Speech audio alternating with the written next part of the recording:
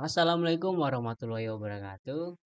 Hello everyone, we are from Group 2 and today we will present the 50% progress of our data mining project and live classification of flood victim level in Sumatra using the decision tree algorithm.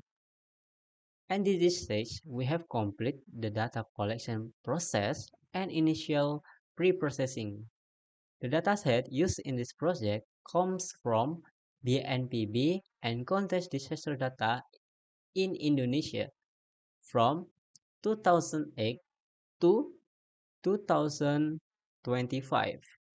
The dataset contains of approximately 4,888 rows of data with 29 columns. The data contains various important information such as disaster type, number of deaths, number of injury victims, number of evacuations, disaster location, and disaster occurrence dates. In this research, we focus specifically on flood disaster in the Sumatra region because floods occur quite frequently in that area every year. The purpose of collection this data is to analyze and classify flood victim level into low, medium, and high categories. The main tool used in this project is Python, because Python provides many libraries that support data mining and machine learning process. Besides being easy to use, Python is also very helpful for processing large data sets, like the one we use in this project. Next, my friend will explain the tools and library used in this research. Alright, here I will explain two tools and libraries used in the project. In this research, we asked Python as the main programming language for data processing and machine learning. Python is widely used in the data session because it has simple syntax and many libraries and help with data analysis. Some of the libraries used are Panda, Matplotlib, and Scikit-learn. The Pandas library is used to read and manage dataset in CSV format. Here is an spelling of the code used to read the dataset. The Pandas library helps us process the data, such as selecting columns and cleaning data selection for victim totals. Such as selecting columns and cleaning data that calculates flood victim totals. Next, the Matplotlib library is used for data visualization so the information can be displayed more clearly through graph of cards. Meanwhile, Scikit-learn is used for machine learning process uses the precision tree algorithm.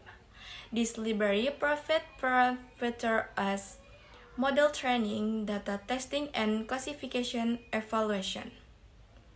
Using these libraries makes the data analysis process faster, easier, and more structured. In detection Python, all simplifies the processing step before entering the modeling process. Next, the processing step will explain it. At the processing stage, we performed several processes to prepare the data before classification. The first step was filtering the data so that only false disaster data would be used in this research. Here is a sample of the code used. Trash this process data relates to disaster other the false will automatically excluded from the research. After that, we check for missing values to ensure the quality of the dataset remains good and was not affect the classification rules. We also ensure that numerical data such as victim code did not contain invalid values. Then we create a new variable called total victims, which is the sum of deaths, incurred victims, and evacuees. The code used is the purpose of creating this variable is to simplify the process of classifying fall victim levels. The social victim data will later be categorized into 3 levels: low, medium, and high. At this 50/5 progress stage, the processing process has been successfully completed and the dataset is ready for the model training stage. At this 50% progress stage, several important steps have been successfully completed. The disaster dataset from 2008 to 2025 has been successfully collected and processed using Python. The pre-processing stage has also been completed, including food data filtering, data cleaning, checking missing value, and creating the total victim variable. The temporary results show that the dataset is clean and ready to be used for classification using the decision tree algorithm. In the next stage, we will continue with training and testing the data, building the decision tree model, and evaluating the classification result. This model is expected to help analyze flood victim data more quickly and automatically. The final goal of this project is to create a system that can automatically classify flood victim level into low, medium, and high category. That is all for our 50% progress presentation. Thank you. Wassalamualaikum warahmatullahi wabarakatuh.